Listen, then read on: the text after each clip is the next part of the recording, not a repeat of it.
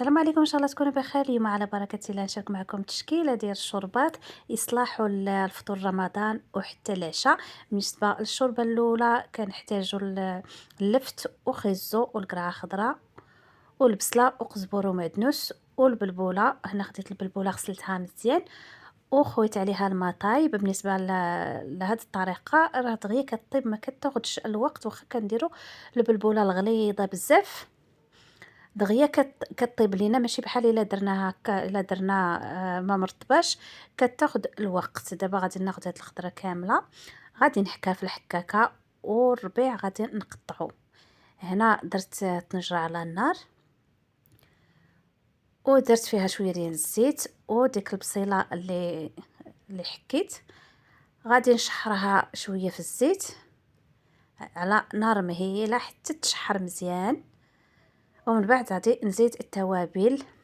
بالنسبه للتوابل اللي غادي نزيد الخرقوم والثوم بودر وابزار والبصله بودر والتحميره، وكنديروا الملح الكافي، وكنشحروا البصله مع التوابل.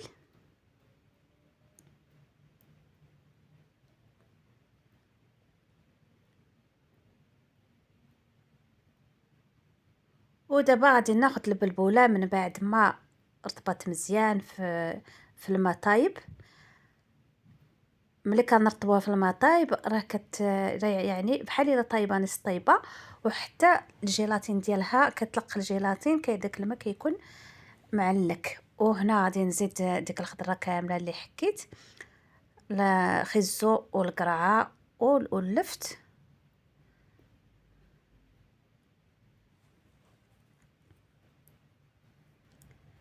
وغادي نديرو الماء طايب. بالنسبه للماء طايب كيسرع لينا الخضره باش طيب.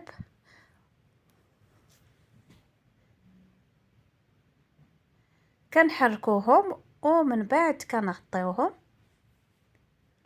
وكنخليوهم يطيبوا مزيان. من بعد ما طابت الشوربه ديالنا كما كتشوفوا،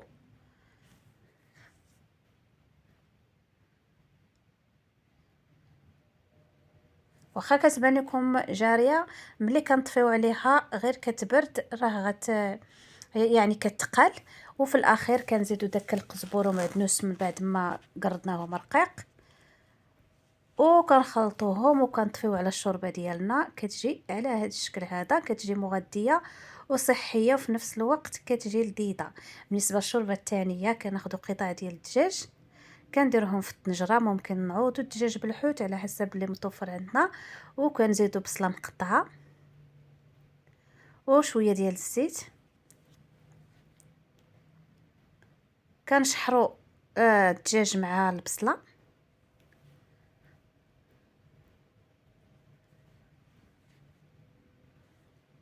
ومن بعد كنزيدوا سكنجبير والخرقوم والابزار والثومه بودر والبصله بودر.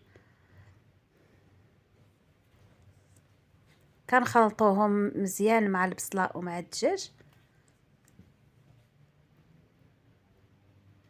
ومن بعد كنديروا شويه ديال الماء، وكنديروا 2 ملاعق كبار ديال الطحين. كنخلطوه مزيان. بالنسبه للطحين راه كيعقد لينا الشوربه.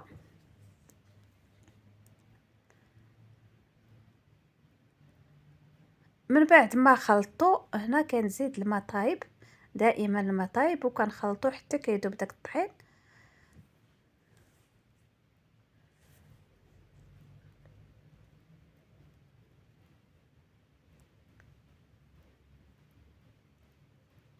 وكنزيدو الماء الكافي اللي غادي طيب فيها الخضره.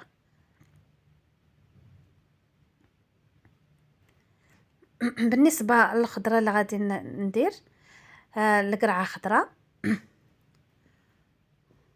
القرعه خضراء كناخدو كنقطعوها قطع صغيره،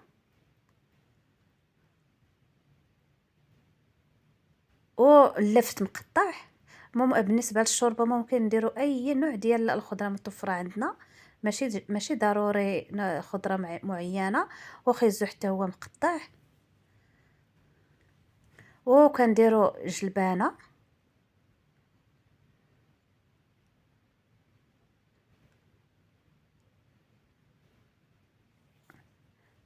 كنخلطوهم وكنديروا الملح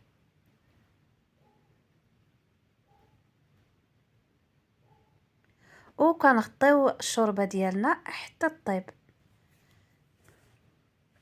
من بعد ما طابت كتجي على هذا الشكل هذا. بالنسبه للطحين اللي درنا ليها كيخليها خاتره وكيعطيها البنه لذيذه. وفي الاخير دائما كنخليو قزبر ومعدنوس حتى الاخر باش يعطيونا البنه لذيذه، يعني تجينا الشوربه ديالنا لذيذه. بالنسبه للشوربه ديالنا كتجي على هذا الشكل هذا كما كتشوفوا، الشوربه مغذيه وصحيه وكتشبع. وبالنسبه للشوربه الثالثه غنشارك معكم الشوربه ديال الشوفان. كناخذوا الشوفان كنغسلوه مزيان وكنديروا في الطنجره اللي غادي نطيبوا فيها، وكنزيدوا الملح الكافي وملعقه ديال الزبده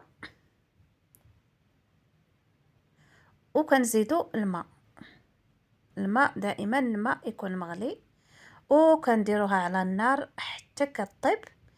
بالنسبه للشوفان راه ما كياخذش الوقت دغيا كيطيب، ها هو كما كتشوفوا. من بعد ما طاب هنا زدت ليه كاس ديال الحليب، غادي نحركو مزيان ونخليه حتى يغلى مع الحليب حتى هو واخا بان لكم جاري شويه، راه ملي كيبرد راه كيتماسك. ومن بعد نقدموه. وبالنسبه للشوربه التاليه هنا عندي خيزو والقرعه حمراء، نستعملوا الخضر الحمراء.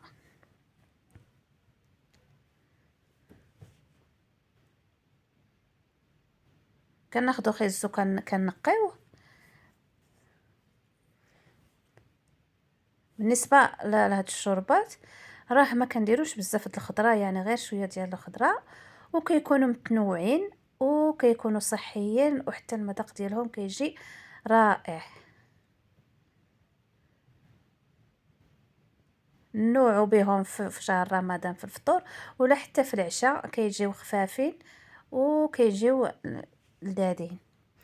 من بعد ما قطعت خيزو القرعه حتى هي غادي نقشرها ونقطعها. هنا درت طنجره على النار، درت فيها الزيت وشويه ديال البصله والثومه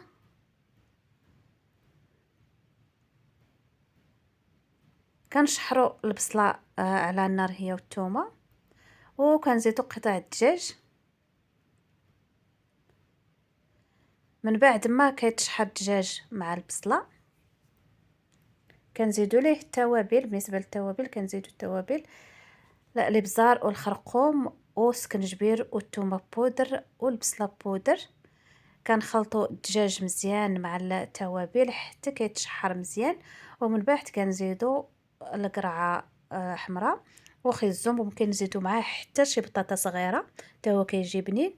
وكنديروا قزبر ومعدنوس، هذوك درت العروشه ديالو وورق الغار اللي هو ورق موسى، وكنخويو الماء طايب.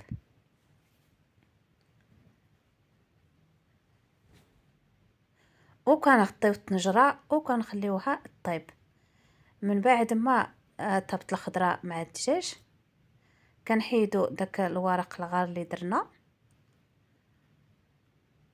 وكنزيدو الوريقات ديال القزبر ومعدنوس، حيت في الاول درت غير هادوك العروش ديالهم. والوريقات خليوهم حتى الاخر كنطحنوها مزيان وكنقدموها على هذا الشكل.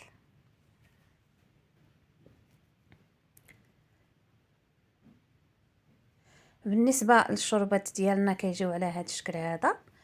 ان شاء الله تجربوهم وينالوا الاعجاب ديالكم، وان شاء الله نتلاقاو في لا فيديو الجايه، وخليتكم في امان الله وحفظه ورعايته.